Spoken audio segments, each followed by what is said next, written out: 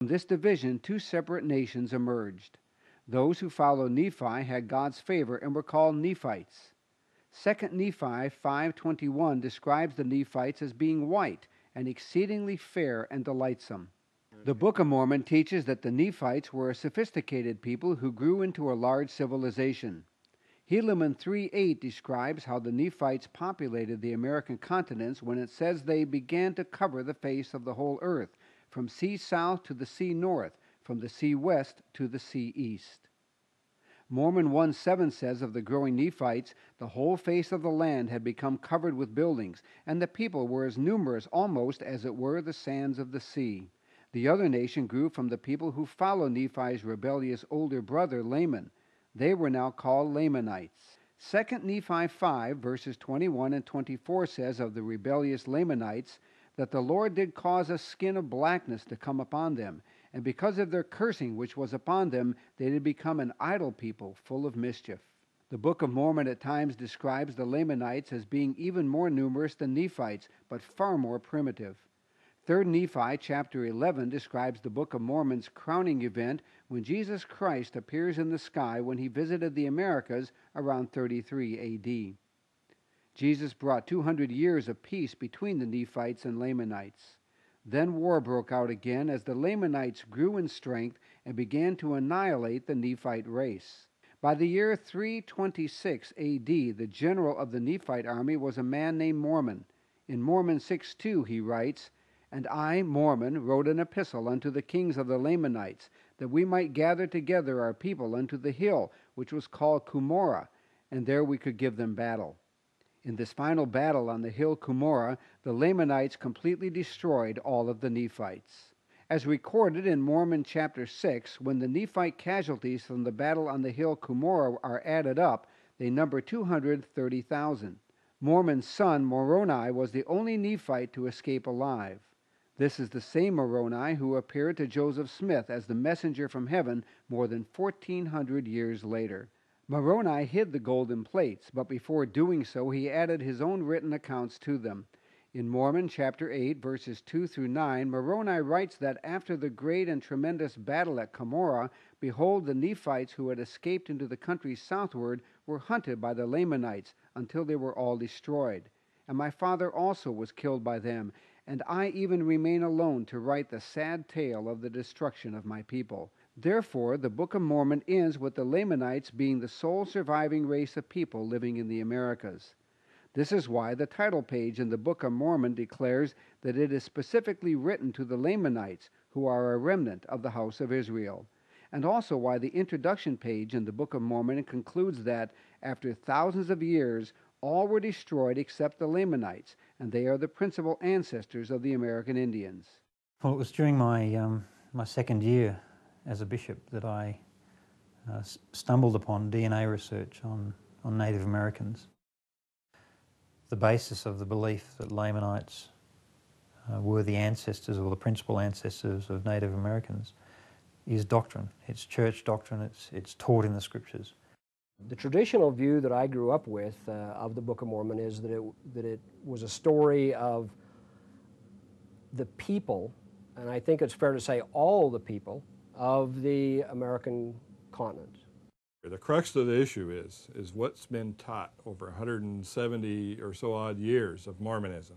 And that, what has been taught, and it's very clear if we go back and look at the records of what's been taught, is that the Book of Mormon is a literal, factual history of the people that were on this continent and their visitation by Christ and so forth.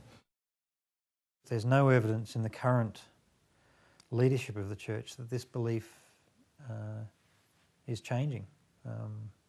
Even a couple of years ago we had the first presidency dedicating temples in South and Central America and informing the local Native Americans that they're descended from Lehi.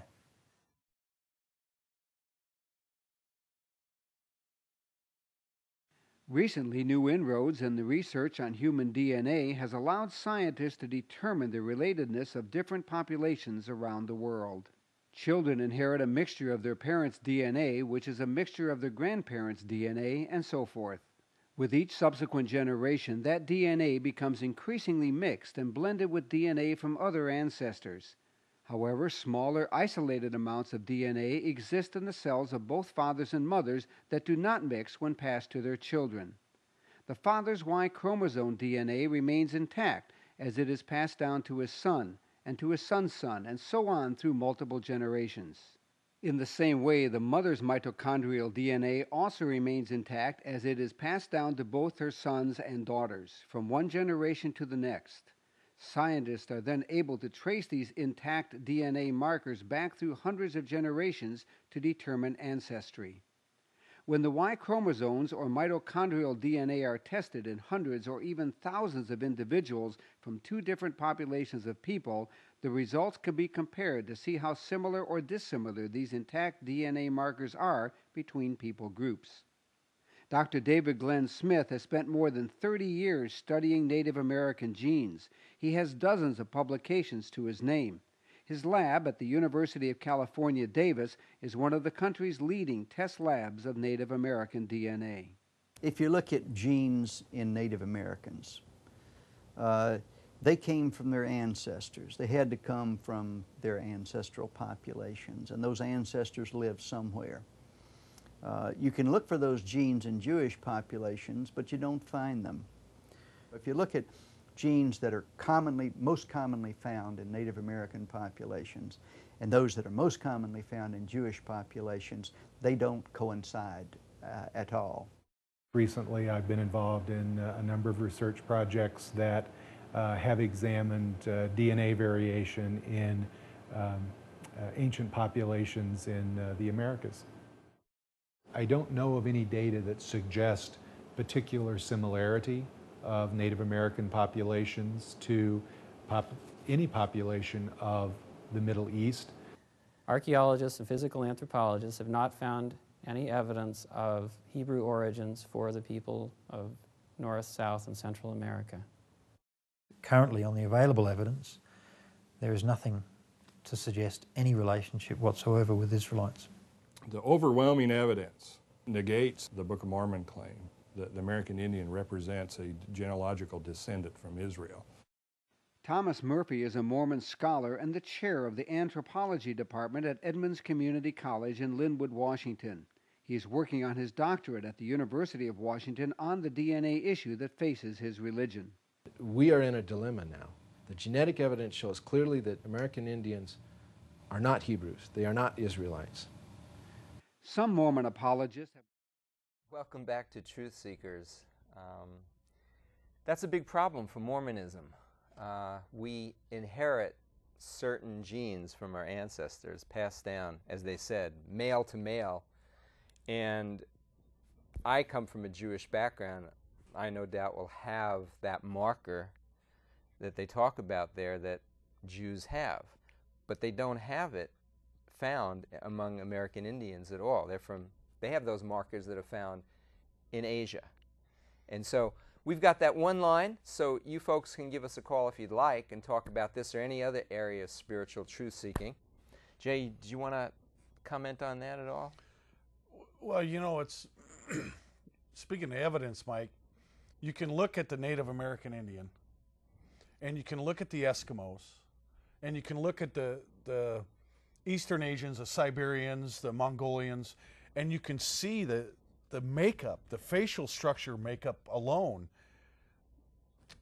they kind of look alike. Mm-hmm. So that makes sense. And what these scientists are saying is they're taking those DNAs out of each one of those tribes or in nations, and there's a connection there. They have that Y chromosome connection and that mitochondrial from the mother side connection. Mitochondrial. Yeah. Mitochondrial. So evidentially, Mike, we have evidence showing where the Native Americans come from, where the Hebrew nation comes from. You and your Jewish ancestors over there in Israel, you have a DNA connection there. But yet the Native Americans do not have any connection with the Israelites, as these scientists are saying. So that, to me, shakes the very foundation of the Book of Mormon.